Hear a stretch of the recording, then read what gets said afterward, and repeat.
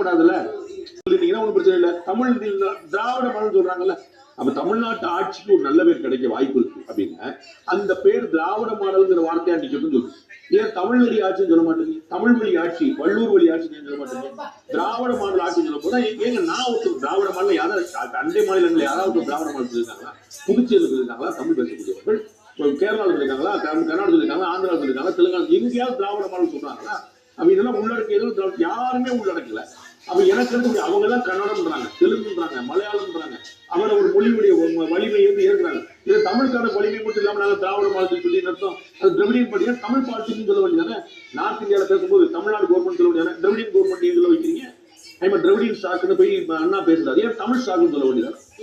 இது வந்து இப்ப திமுக வந்து இவ்வளவு நேரம் சீமான் அவர்கள் பேசுறது வந்து தொடர்ந்து பாத்துட்டே இருக்க முடியுது. அவர் லைன் வரைக்கும் இருக்கிறாரு. ஏன்னா அந்த கட்சிக்காரங்களே சொல்றாங்க, இத்தனை வருடமா எங்களுக்கு கிடைக்காத ஊடக வளர்ச்சி இப்ப எங்களுக்கு கிடைச்சிட்டு இருக்கு.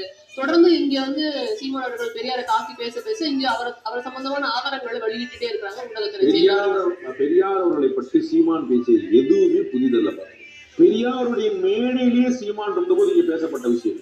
திரு குருமூர்த்தி அவர்களும் திரு சோ அவர்களும் திராவிட மாய சுப்பு அவர்களும் இன்னும் ஏராளமான பெருமக்கள் என்னைக்கு நான் வந்து திரு ஆசிரியர் வீரமணியை பேட்டி எடுத்து கிட்டத்தட்ட 12 வருஷம் ஆகும்.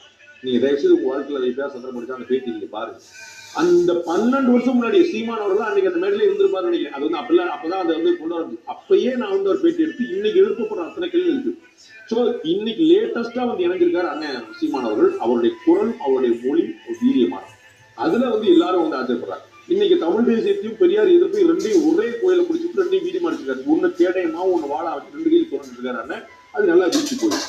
அதுதான் இப்ப அவர் தொடர்ந்து பேச பேச இங்க அவருக்கு எதிரான ஆதாரங்களை வந்து ஊடகங்கள் வெளியிட்டே இருக்கிறது தொடர்ந்து பார்க்க முடியாது. சீமான் அவர்களுக்கு எதிரானது புகைப்படங்கள், அவர் சொன்ன வரலாறு எல்லாத்தையும் இன்னைக்கு நீங்க பேட்டி எடுக்கிறீங்கிறக்கா நீங்க முன்னாடி காலேஜ்ல வந்து ஊட்டிட்டு இருந்த ஒரு போட்டோ போட்டு பாத்தியா இந்த பிள்ளை நீ இவ்வளவு தத்துவம் பேசுறாங்க காலேஜ்ல பாரு ஃப்ரெண்ட்ஸோட ஊட்டிட்டு சுத்தினா என்ன காலேஜில் ஊட்டிட்டு இருக்கீங்க இல்ல இவருடைய படம் உண்மையா இல்லையா? அவர் தனிப்பட்ட வாழ்க்கையில் என்ன பண்ணார்?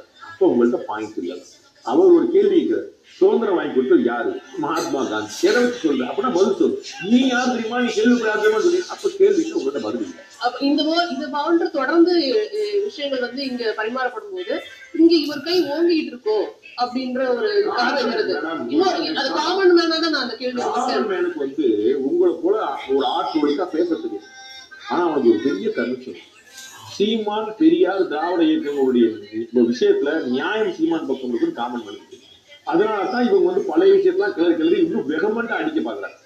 ரொம்ப எளிமையான விஷயம். பெரியார் இப்படி பேசினார் அப்படின்னா பெரியார் தெரியாம பேசினார் இல்ல.